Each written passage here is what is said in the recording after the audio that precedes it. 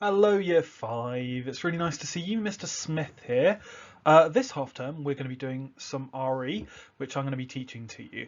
And we're starting a totally new topic, looking at this central question. How do Muslims respond to climate change?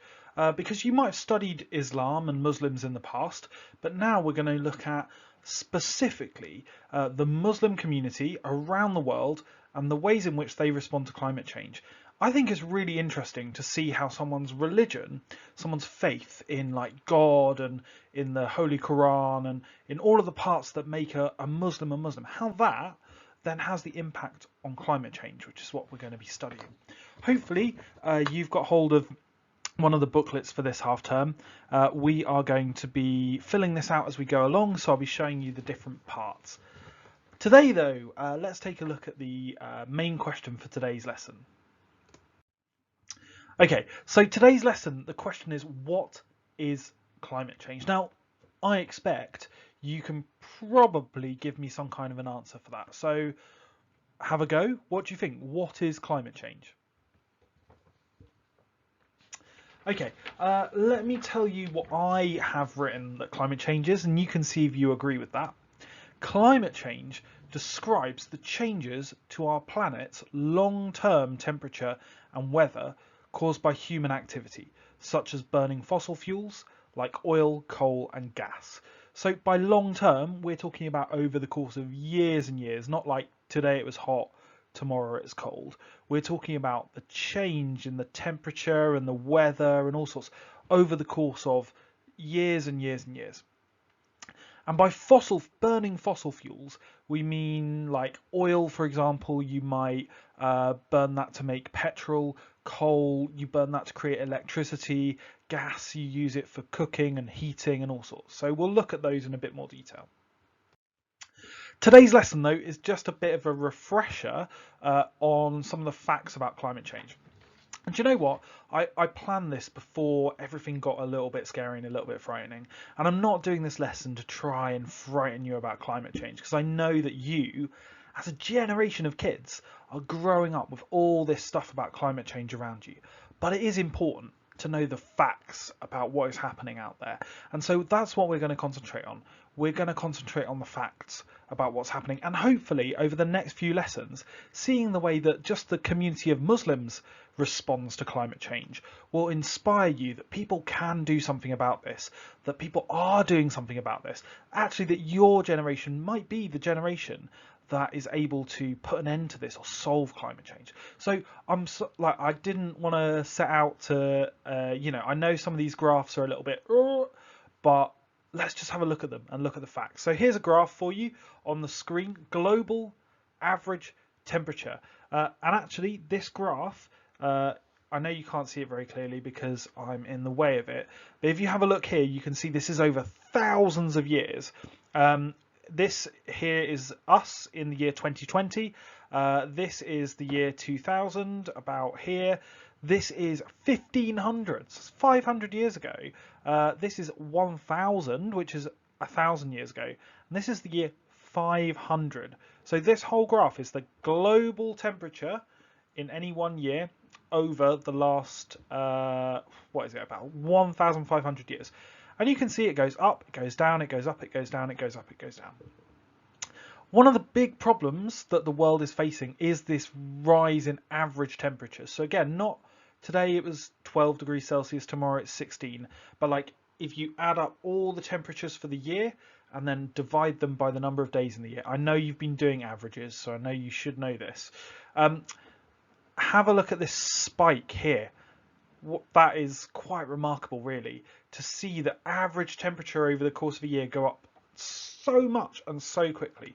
So that's climate change. That's what we're talking about when we talk about climate change.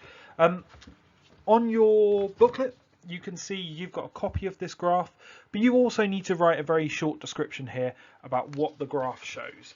And that's going to be the case for a couple of other graphs that you've got in your book. So all you need to say is the graph shows that something like global average temperature is, and then you can just describe it.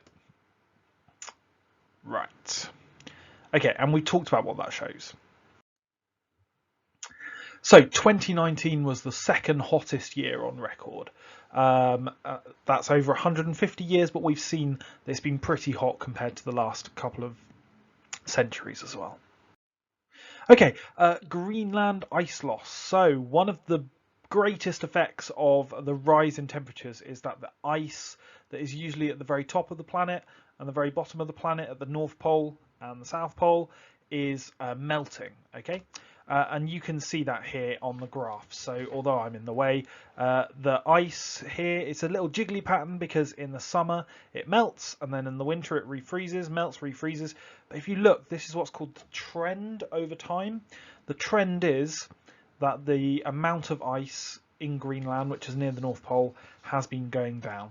So it results when the ice melts, that water gets added into the global oceans, and that results in sea levels rising. So again, not day to day, not with the tide or the waves, but over the course of several years or several decades or several centuries, places that are really near the sea that have they might flood. That's the worry, really, is that islands and cities that are near the sea could end up flooding. And you can see that here.